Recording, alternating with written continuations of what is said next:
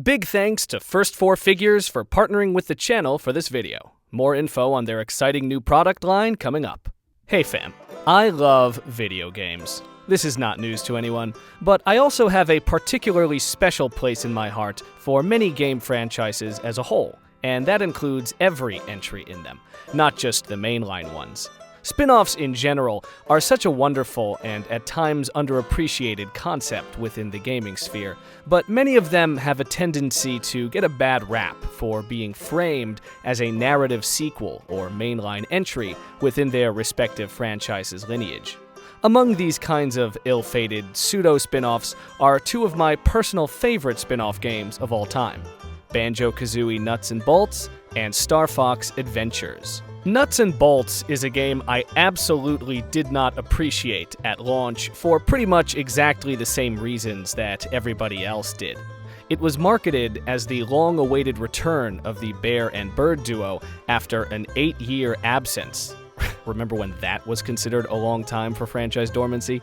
And although it didn't have the gall to call itself Banjo 3-y, it was still a decently budgeted next-gen console experience that could not have come out at a worse time within the context of the franchise's release history. Even independent of that background, however, I simply did not click with what Nuts and Bolts was doing at the time. I really didn't get it. I was much younger and kind of approached it like JonTron, honestly, obstinately refusing to engage with the full scope of its mechanics on its own terms. I avoided the garage like the plague and ferried myself to each jiggy destination in the basic shopping trolley-looking vehicle that the game defaults you to when entering a world from the hub of Showdown Town.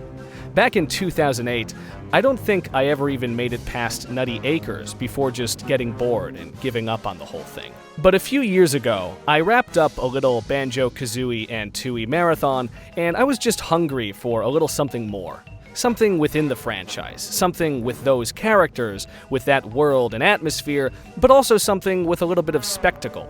So, on a whim, I dusted Nuts and Bolts off the shelf, with the mindset that I was going to just enjoy it on its own terms, so I could have an excuse to soak up more Banjo atmosphere. And this time, it clicked. Right at the outset, I realized that Nuts and Bolts is the proud owner of an extremely specific asset that I think I may be the only person on the planet who cares about, but it's meaningful to me nonetheless. A strangely understated but nostalgic feeling intro. This is almost impossible for me to quantify in words, but some of the only other games I can think of that have pulled this off are Pikmin 3 and Majora's Mask, another personal favorite of mine. To try and explain in more explicit terms, though, a nostalgic, understated intro is a prologue sequence with a very particular structure. It kind of opens the action with an almost cozy, laid-back sort of setup, and although it does build to some rising action and a climax, it's still not presumptuous enough to go for an overly large-scale action set piece. It does build to excitement, but the climax is still somehow small and personal in scale and nature. In Majora's Mask, this structure manifests by way of Link's lonely wandering leading to the Skull Kid stealing Epona, but in Nuts and Bolts, it's a little more complicated. It starts with a narration that is unlike anything else seen in the series, invoking an old-fashioned fairy tale atmosphere as the events of the original two decidedly not fairy tale-esque games are recounted. This leads into a comical, and back in 2008, slightly depressing sequence in which we get a little bit of a where are they now moment with our beloved heroes. The bear and bird have put on a substantial amount of weight, and Kazooie is even decked out in early-era Xbox gamer gear. Our heroes may have seen better days, but so has their nemesis, the witch Gruntilda, or should I say, what little remains of her. As they're about to duke it out in what could have only been the most pathetic of displays, they're interrupted by Nuts and Bolts' premier newcomer, the Lord of Games. Log is great, because the Banjo franchise had never had much of a fourth wall. The characters have been self-aware of the fact that they exist inside of a video game since the series' inception, and Log himself serves as a narratively objective mediator between the two parties, as well as the catalyst for the shift in gameplay. Once he spirits Banjo, Kazooie, and Gruntilda away from their well-worn home of Spiral Mountain to Log's personal hub city of Showdown Town, the stage is set for an entirely different kind of adventure. Now, for anyone who experienced a similar first impression to this game to the one I did, I have two major recommendations to find enjoyment with it. Firstly, enjoy soaking up the atmosphere of this game world, because Showdown Town in particular has atmosphere in spades. But second, you need to engage with the game's mechanics on its own terms, but also experiment and have fun with it. The game didn't make this clear to me at first, but anytime you're not in Showdown Town and you're actually in one of the main action zones, you can swap out to any vehicle in your garage at any time, even while free roaming. You're not limited to using your custom creations during the Jiggy challenges. Showdown Town has a Metroidvania progression built around locking you into the stupid shopping cart, which gets navigational progression upgrades as you progress the story, but there is literally no reason to ever be in that thing for even a second when you're in one of the major zones. My suggestion is that the second you enter Nutty Acres for the first time, you should open the pause menu and go into the vehicle builder. Tool around, really get comfortable in the garage, and make something you like. Something that both looks and feels fun to drive. The test track also loads in and out pretty much instantly, so feel free to take your creations for little micro test drives as you're building them. I must have spent about 30 to 40% of my playthrough in the garage and test track, and I loved every second of it. Now, I've never been much of an artist, and I'm pretty terrible at designing aesthetically appealing vehicles, so if you're like me, I strongly suggest checking out the pre-made chassis, as well as purchasing some blueprints from Humbawumba's shop as soon as possible. These blueprints will give you strong, nice-looking foundations with a lot of room for obvious improvement to their performance when just conjured up without any modifications. This process of modifying and improving on the preset blueprints alone massively increased my personal enjoyment of the early game, until I started to become more comfortable building from scratch. But even then, I was still using blueprints as foundations well into the late game. Honestly, as silly as this is, I'd also suggest naming your vehicles. It imbues them with a surprising amount of personality, and is an easy way to build some rudimentary attachment to them. Something I did a lot in my playthrough was name my vehicles after the particular old-school Banjo-Kazooie abilities whose purposes they were emulating. I painted my very first high-grip race car red and called it the Talon Trot. My first armed vehicle was the Breagle Blaster. My first hopping vehicle was the Spring Jump. My first plane was the Red Feather. Hell, my first all-purpose, all-terrain vehicle was the Wonder Wing. Nuts and Bolts in general ultimately allows you to do everything that the old-school abilities did and more. And there are also some really nice nods to the original games within some of the vehicle parts, such as the egg cannons, which both resemble and fire Kazooie's original projectiles. If you want an argument in favor of Nuts and Bolts with a little more mainstream appeal, though, I would remind you that we now live in a post-Tears of the Kingdom world, and just about everything that title did with its Zonai devices, Nuts and Bolts was doing just as well, and maybe even a little better, 17 years ago. Wow, I'm old! Now, in the interest of transparency, and to avoid being reductive in general, I will say that Tears of the Kingdom admittedly provides a much more interesting context in which to make use of its tools, but Nuts and Bolts' vehicular arsenal is arguably a lot more robust and user-friendly. And, since the whole game is truly built around it, you essentially get to enjoy your creations 24/7, without the need to worry about a battery limit or resource expenditure when recreating old favorites. The game's overall progression structure of unlocking new parts is also genuinely so exciting and satisfying once you really get into the role of being a virtual grease monkey, and perhaps even mad scientist if you are of a more creative persuasion. All in all, I think Banjo-Kazooie Nuts and Bolts is a really incredible and still basically one-of-a-kind product, even all these years later. With Tears of the Kingdom as a proof of concept, I would absolutely kill to see a sequel to this title that manages to incorporate all of these fantastically fun and robust tools and toys into something that more directly resembles a traditional Banjo game. This will never ever happen in a million years, for a million reasons, but I would definitely pop off for it. Something Banjo-related you can pop off for that does exist, however, is First 4 Figures' incredible new product line, which I am delighted to be able to introduce today. While First 4 Figures are currently most known for their more premium gaming-themed collectible statues, their latest product, FiGGYZ, are a high-quality, affordable alternative that will be rolling out officially on June 4th.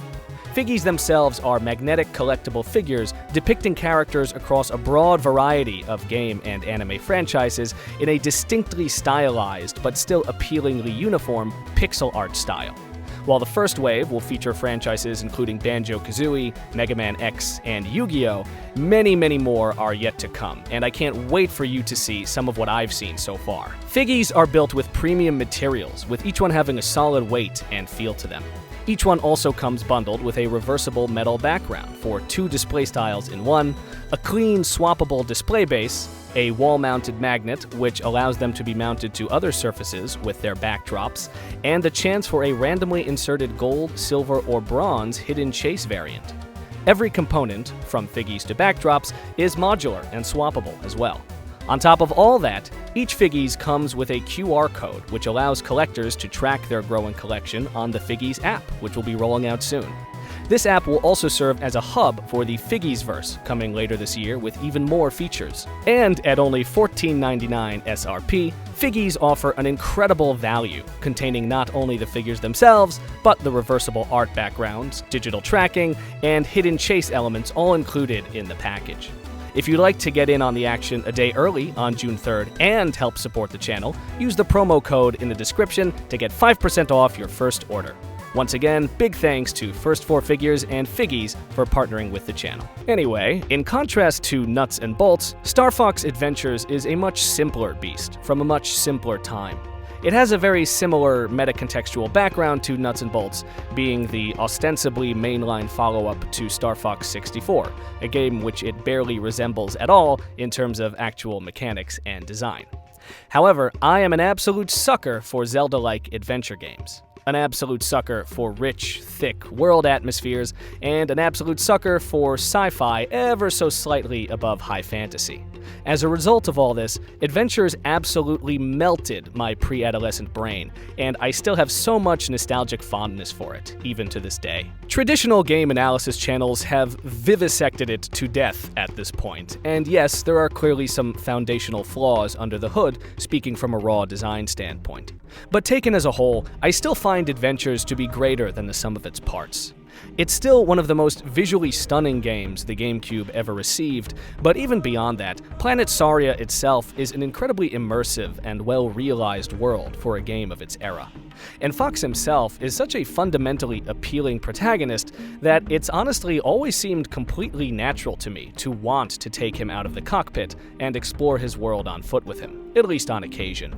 I think fans of A Fox in Space would agree with that sentiment, albeit in a different way. Nevertheless, if Nuts and Bolts was an experiment that was basically never replicated again, then Starfox Adventures is an old-school adventure game, the likes of which was once plentiful within the industry, but most larger companies just don't make them like anymore. I felt that Adventures did a great job mixing elements of sci-fi into the more fantastical, primal world of Dinosaur Planet in a way that few, if any, other adventure games have ever really replicated.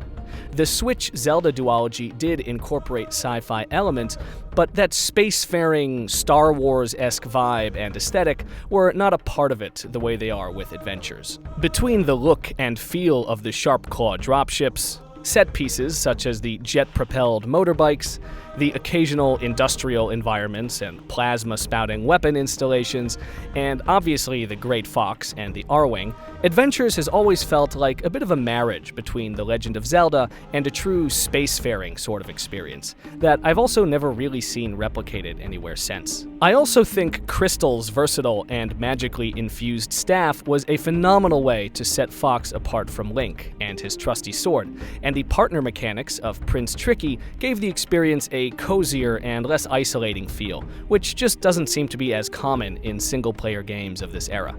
I don't know, I just still think it's really neat, and would love to see some sort of follow-up to it someday, or at least a spiritual successor within this same franchise. While there are many other great spin-off titles that I feel deserve some iteration on, some of which have even received said iteration.